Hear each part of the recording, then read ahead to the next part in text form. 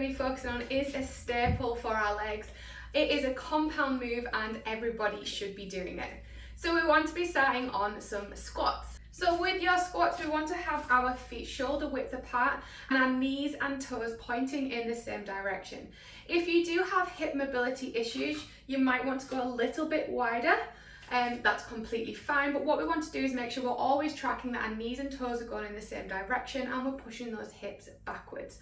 So from the front, what a squat looks like is you're going to come down, keep that chest nice and upright, and then squeeze at the bottom all the way back. From the side, this looks like this. So you're pushing those hips back, keeping that chest nice and proud, down to 90 degrees, all lower and coming back up. To make this exercise harder, you can use resistance bands. So this is a shorter one here, and all you do is you pop the resistance band around your legs. You can choose to either put it onto your shins like this, squatting down. What this does, it tries to push those knees in, so you're waking up those glutes a little bit more, so you're waking up that booty a little bit more.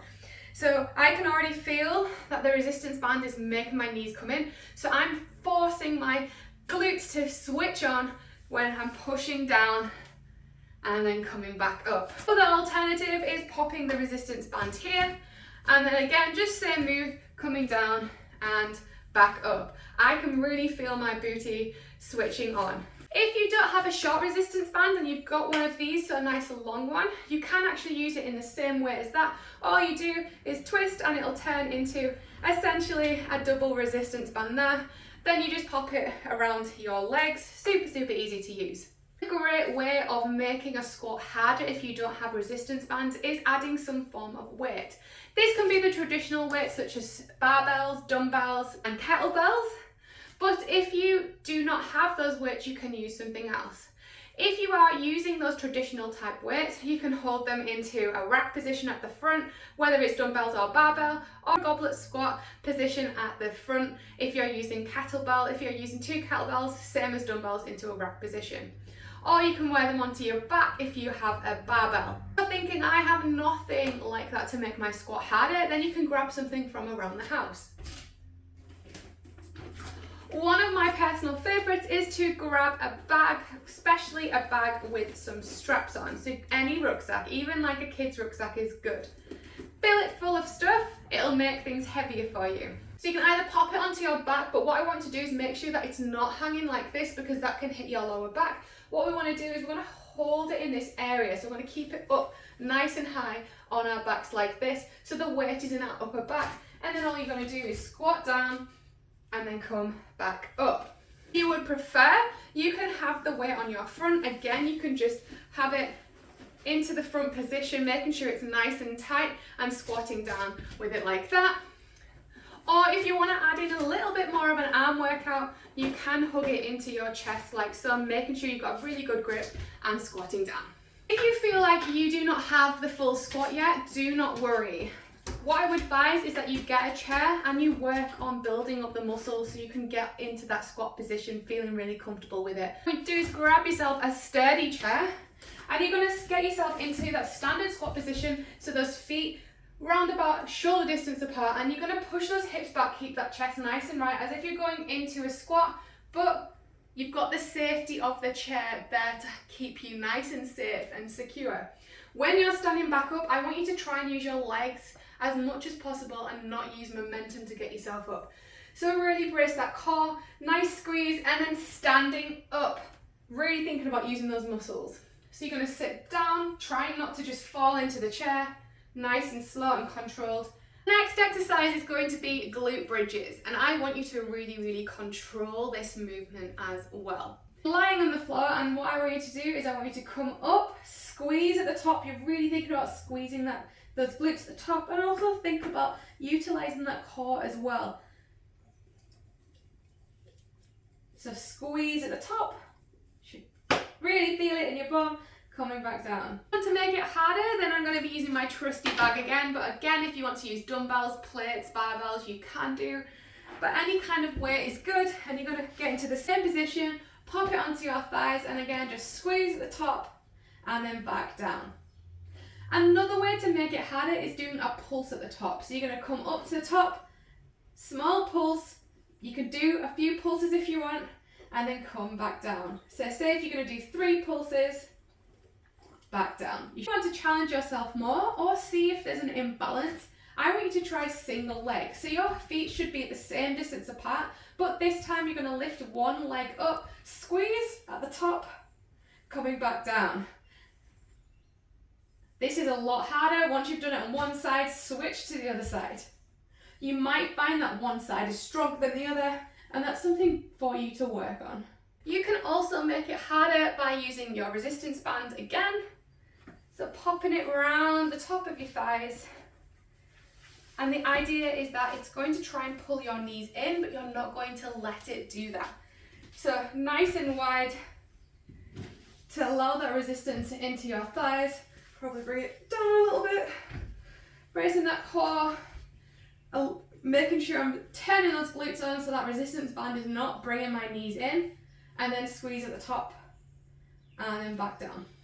Next exercise we're going to focus on is our plank. So our plank is going to be working that core, but it also works the back as well, which is part of the core. We always think about the front, but we want to think about the back. Also feel it down the front of your legs. That is somewhere I definitely feel the plank. So the first version that we're going to look at is the full plank on our hands. If you have issues with your wrist, you might not want to do this one, or if you're wanting to strengthen your wrist, you might want to do this one. So you're going to come onto all fours. You're going to make sure that your wrist, elbow and shoulders are nice and stacked. So you're not going to be down like this, you're going to be nice over both of them. You're going to bring your feet back and make sure you're nice and steady and bring that belly button towards the spine. So you're not going to let everything drop like this and that lower back starts arching. You're going to bring everything up, pull that core in and hold it there. The next variation is really good if you do have issues with your wrists, you don't feel strong enough in your wrists yet, and it's our elbow plank. So you're going to stack your elbow and your shoulder, elbow and shoulder. Ideally I want your hands apart, but some people don't have the shoulder mobility so their hands come together, but we want to try and drive those hands apart if you can, and then pushing back into the plank and pulling that belly button in towards the spine. If you struggle with that variation, I want you to try and do an incline plank. So find yourself a chair or a countertop, and I just want you to hold the plank in that position, but really, really think about working that core. So I'm going to use a chair in this respect, and you're going to hold onto it and make sure it's nice and sturdy, and you're going to get yourself into that plank position. So you're going to bring those elbows and shoulders over your wrists, next back and squeeze that core and hold it there. Lunges. So lunges are really, really great exercise to work pretty much every single muscle in your legs, but also working into your core and into your bum as well. Standard lunge is what we're going to do is we're going to lunge forward, bringing that knee down but not quite touching the floor, and then coming back up, pushing backwards. So again, lunging forwards, back up, and then backwards. What I would say is if you want to, you can switch legs. You can do alternate leg lunges. So forwards, push backwards, switch to the other side. Regarding where you want it to hit. If you're in an upright position like this, you're going to feel it more into your thighs. If you lean forward slightly with a hip hinge, remembering not to arch your back like this, everything still stays nice and straight, you'll feel more of a stretch into your glutes here, so you'll get more of that glute workout.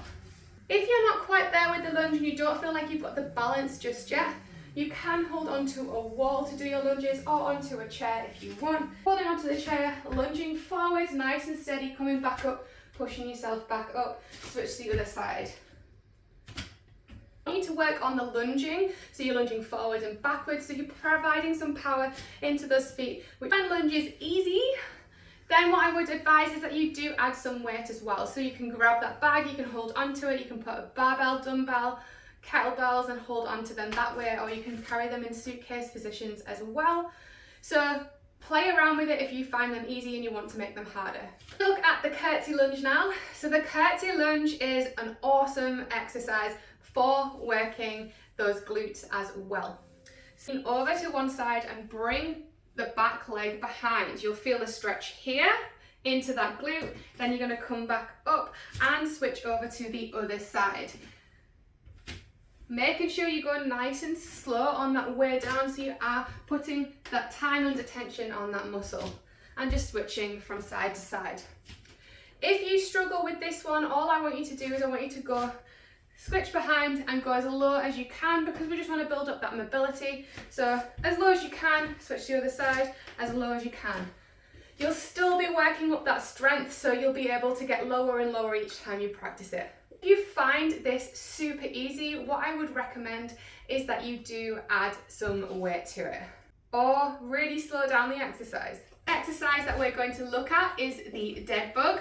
So the dead bug is one of the best core exercises you can do, and it works your entire core as well as your back. So what you want to do is get yourself into a lying down position here, and you're going to bring your legs up and your arms up, so like you are a dead bug.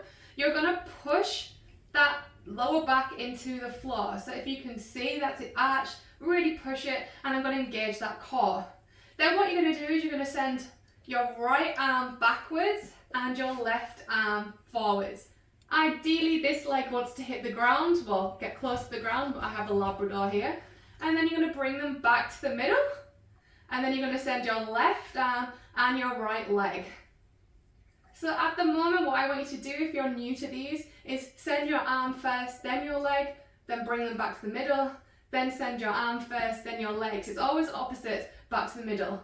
Once you're used to this, you can match them up and then switching from side to side. If you really struggle with this, what I want you to do is I want you to pop your hands underneath your bum, bring your feet up, and you're just going to touch your toes to the floor or the dog. That feels fine. Then take those hands from underneath your bum and practice like so.